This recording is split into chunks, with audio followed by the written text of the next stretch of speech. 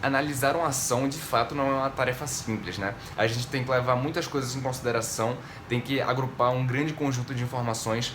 Isso acaba que deixa a gente muito confuso e, por vezes, quando a gente não tem um método muito estabelecido de o que a gente vai fazer passo a passo, quais os pontos que a gente vai dar o foco para olhar na empresa, a gente acaba analisando uma empresa errada e, consequentemente, investindo nas empresas erradas, né? Empresas que, no futuro, podem se prejudicar por alguma coisa que você deixou passar na sua análise. Então, no vídeo de hoje eu vou te mostrar um método que eu julgo ser o mais simples para se investir em ações. Eu tenho certeza que ao final desse vídeo você vai conseguir analisar qualquer empresa que a gente tem listado na nossa bolsa. Então, o método que eu vou passar aqui para vocês é o método de análise por indicadores, por múltiplos, né? Então, como já diz o nome, os indicadores eles indicam. Então, quando você for fazer essa análise, é muito importante que você também procure algumas informações adicionais para complementar essa análise, porque por mais que eu passe aqui vários indicadores e a probabilidade de todos eles não indicarem de forma correta seja muito baixa, pode acontecer de que esses indicadores eles estejam distorcidos, né? E você acaba deixando alguma coisa passar. Então lembra sempre de olhar todos esses indicadores e também dar uma olhada adicional na governança da empresa, qual a atividade lucrativa da empresa, se ela tem receitas no exterior. Então essas informações complementares que, querendo ou não, fazem diferença. Então eu dividi aqui os indicadores que eu vou passar para vocês em 5 tipos. Os indicadores de preço, os indicadores de rentabilidade, os indicadores de lucratividade, que a gente vai ver que tem uma diferença, os indicadores de dívida e os indicadores de dividendos, tá?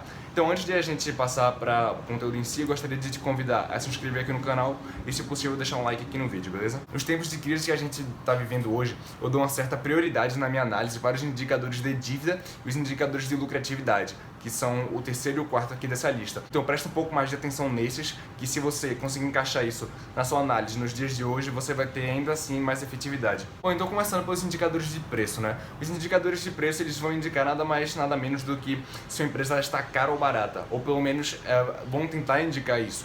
Então, eu separei aqui 3 que eu julgo serem os mais relevantes. O primeiro é o já conhecido, né, o PL, o indicador preço sobre lucro.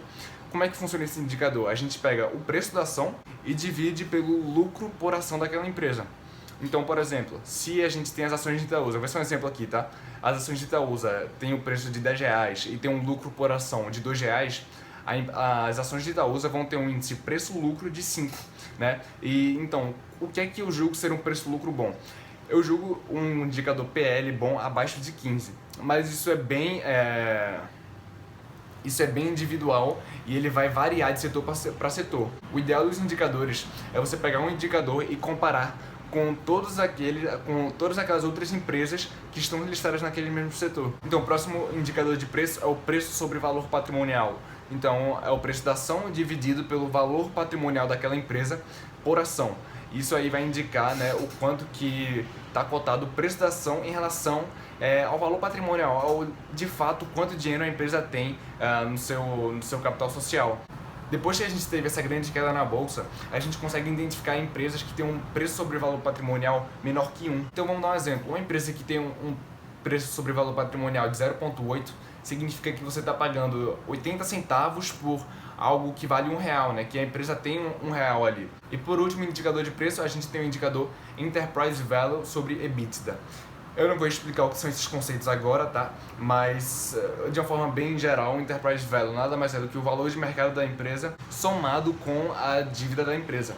E o EBITDA é o lucro operacional da empresa, tá? Eu já tenho alguns outros vídeos falando sobre isso, então para não me estender muito, eu não vou explicar nesse vídeo aqui. Mas a lógica continua a mesma dos outros indicadores. Quanto menor esse indicador, mais barato está indicando que a empresa está. Então, agora nós temos os indicadores de rentabilidade, né? Eu separei 2 aqui, os 2 principais, que são muito relevantes, e são 2 indicadores que eu gosto bastante.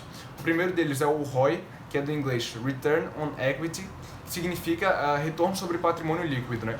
Então, o ROI ele vai calcular o quanto que a empresa está conseguindo rentabilizar sobre o seu patrimônio. Ou seja, se a empresa tem R$100 de patrimônio, ela consegue ter um lucro líquido de R$20, ela tem um ROI de 20%. Ela consegue ter um retorno sobre o patrimônio de 20%, né? Então, um número bom que eu acredito ser para esse indicador é algo entre 10 e 15 já é razoável e acima de 15 já é excelente. E acima de 20 também, existem algumas empresas que têm acima de 20, não é a maioria, mas também é um ótimo indicador. E o ROIC nada mais é do que o retorno sobre o capital investido, né? É Return Over Invested Capital, que é nada mais do que, por exemplo, se a empresa investe R$100 em alguma operação, ou seja, se ela usa aquilo ali para fazer investimento, esse investimento dela, o retorno que tiver de lucro líquido, a gente vai dividir sobre esse investimento. Ou seja, se a empresa investiu R$200 em alguma operação e teve um retorno de R$40, ela tem aquele mesmo ROIC de 20%. Eu falei aqui esse exemplo, mas um ROIC de 20% já é um pouco mais difícil de a gente encontrar, tá? Um número bom, entre 10 e 15 já é muito bom e acima de 15 também já é excelente. E agora os indicadores de lucratividade. Aqui nada mais é do que as margens da empresa, tá? Então a gente separa 3 margens: margem bruta, margem EBITDA e a margem líquida.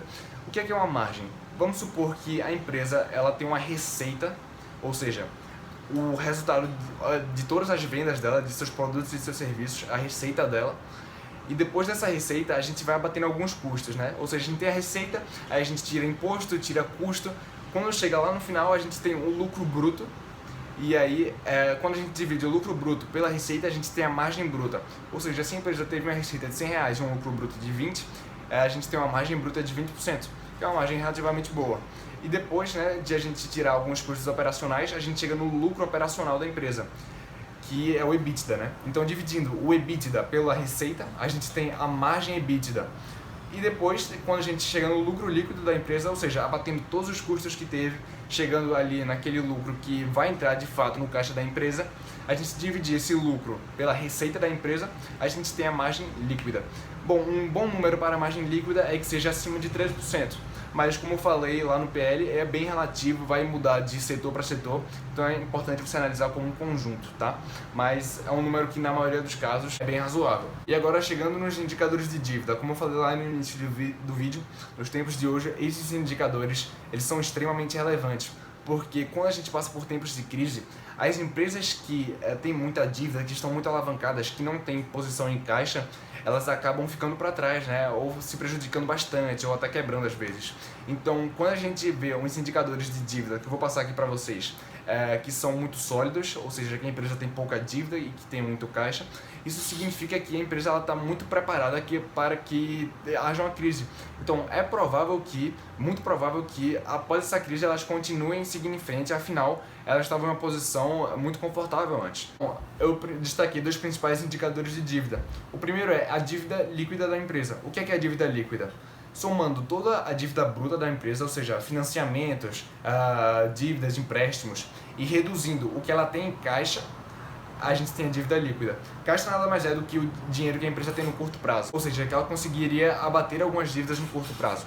Então, a dívida líquida vai nos dizer, né, o quanto que a empresa de fato está endividada no curto prazo. E tem algumas empresas que têm uma dívida líquida negativa, ou seja, elas têm mais caixa do que tem de dívida bruta. Isso é um indicador excelente, né? Uma empresa ter uma dívida líquida negativa. Afinal, ela praticamente não tem dívida. Toda a dívida que ela tem, ela poderia abater no curto prazo. Afinal, ela tem mais dinheiro em caixa do que tem de dívida. E o segundo indicador é o dívida bruta sobre patrimônio.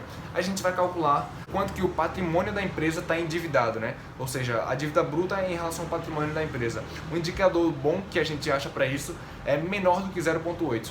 Em alguns setores vai ser mais, em alguns setores vai ser menos, mas uma média geral é isso, que menos de 80% do patrimônio da empresa pode estar endividado. E por último, nós temos os indicadores de dividendos. Então, primeiro a gente tem o payout. O que é o payout?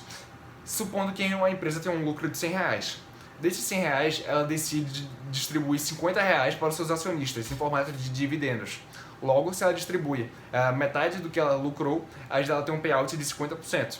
Então, o payout, quanto mais alto, melhor, né? Mas é bom a gente prestar atenção, porque em algumas empresas pequenas, um payout tão elevado talvez não faça tanto sentido assim. Porque uma empresa pequena, ela tem muito potencial de crescimento. E se a empresa, ela, ao invés de distribuir esse capital entre os investidores, investir nas operações da empresa, ela pode conseguir trazer muito mais retorno para os próprios investidores. Então preste atenção nisso também, no payout, e olha qual o tamanho da empresa, qual o potencial de crescimento dela. E eu não vou deixar aqui um número ideal para isso, afinal vai depender bastante do que eu falei agora. E também a gente tem o próprio dividend yield, né, que é a taxa de dividendos. Ou seja, a gente pegando todos os dividendos que a empresa distribuiu nos últimos 12 meses e dividindo pelo preço de suas ações, a gente vai ter a taxa de dividendos. Esse é um indicador importante também, vai variar de acordo com o payout, vai variar de acordo com a empresa, mas se você for investir com foco em dividendos, procure empresas que tenham um dividendo de no mínimo 6%. Como a gente teve essa queda na bolsa e os preços estão bem baixos, você achar um dividend yield de 6% é muito mais factível do que seria achar quando a bolsa estava em 120 mil pontos, tá?